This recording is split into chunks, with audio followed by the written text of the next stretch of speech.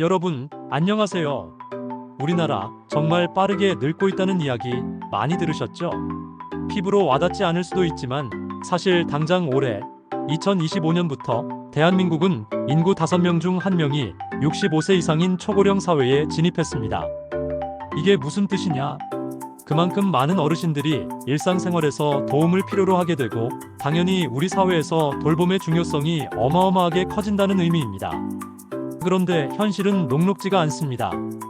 어르신들을 전문적으로 돌볼 인력, 바로 요양보호사분들이 2028년이면 무려 약 11만 7천 명이나 부족할 것으로 예측되고 있어요. 돌봄이 절실한 순간 필요한 손길을 제때 받지 못하는 돌봄 공백이 안타깝게도 우리 눈앞에 현실로 다가오고 있는 겁니다. 이 심각한 문제의 해결책 중 하나로 최근 몇 년간 이것이 정말 주목받고 있습니다. 바로 돌봄 로봇입니다. 딱딱한 기계가 어떻게 사람을 돌보냐고요? 우리가 SF 영화에서 보는 만능 로봇과는 조금 다릅니다. 건강보험공단 산하 건강보험연구원의 최근 보고서 내용을 보면요.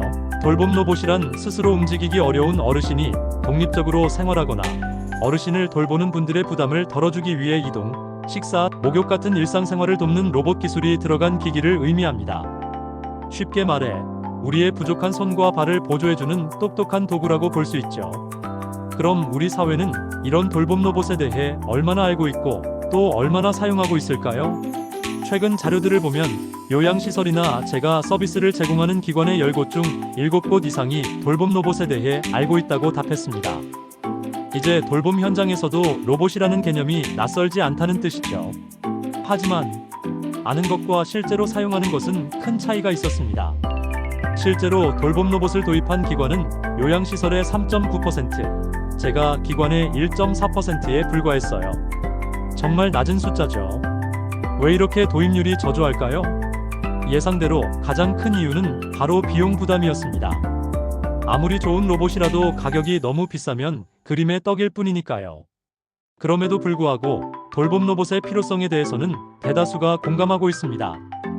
특히 요양보호사 등 돌봄 인력들이 겪는 신체적, 정신적 업무 부담을 줄여준다는 점을 가장 큰 장점으로 꼽았어요.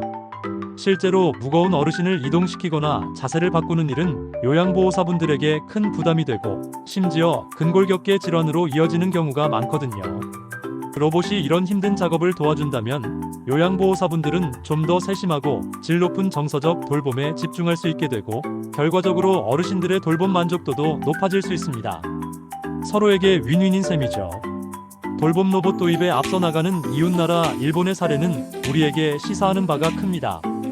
일본은 우리의 장기요양보험과 비슷한 개호보험 제도 안에서 로봇 도입 시 인센티브를 주거나 로봇 구입 비용 일부를 정부가 지원하는 방식으로 돌봄 로봇 확산을 유도하고 있어요. 로봇을 장기요양 시스템 안에 자연스럽게 녹여낸 거죠. 우리나라도 물론 가만히 있는 것은 아닙니다. 산업통상자원부와 보건복지부가 힘을 합쳐 돌봄 로봇을 개발하고 성능을 확인하는 단계를 거치고 있고요.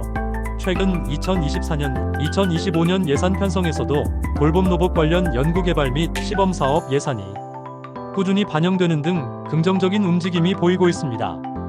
하지만 일본처럼 장기요양보험 제도 안에서 로봇을 어떻게 활용할지에 대한 구체적인 논의는 이제 시작 단계라고 할 수 있습니다. 그렇다면 돌봄 로봇이 현장에 성공적으로 안착하기 위해서는 무엇이 가장 필요할까요? 전문가들은 크게 몇 가지를 꼽습니다. 첫째, 돌봄 로봇이 정말 효과가 있는지 과학적으로 확인하는 것이 중요합니다. 비싸기만 하고 실질적인 도움이 안 된다면 의미가 없으니까요. 둘째, 역시 로봇 도입 비용을 지원하는 것입니다. 기관이든 개인이든 금전적 부담이 커서는 확산되기 어렵습니다. 셋째, 요양보호사분들이 로봇을 능숙하게 다룰 수 있도록 기술 교육을 하는 것, 그리고 어르신이나 보호자가 로봇을 직접 써보고 익숙해질 수 있도록 체험 기회를 늘리는 것도 아주 중요합니다. 초고령 사회 진입은 이제 피할 수 없는 현실입니다. 다가올 돌봄 대란에 미리 대비하고 우리 어르신들이 존엄한 노후를 보내시며 돌봄 현장의 영웅들이 더 나은 환경에서 일할 수 있도록 돌봄 로봇은 이제 선택이 아닌 필수가 될 가능성이 높습니다. 하지만 이 로봇들이 단순히 창고에 쌓이는 고철이 아니라 우리 사회의 든든한 돌봄 동반자가 되기 위해서는 효과성과 안전성 검증은 기본이고요. 무엇보다 국민들이 체감할 수 있도록 비용 부담을 낮추고 쉽게 접할 수 있는 실질적인 정책적, 제도적 뒷받침이 시급합니다. 정부의 빠르고 체계적인 정책 추진과 우리 사회의 따뜻한 관심이 정말 필요한 시점입니다. 오늘 초고령 사회와 돌봄 로봇에 대한 이야기 어떻게 보셨나요? 여러분의 생각은 어떠신가요?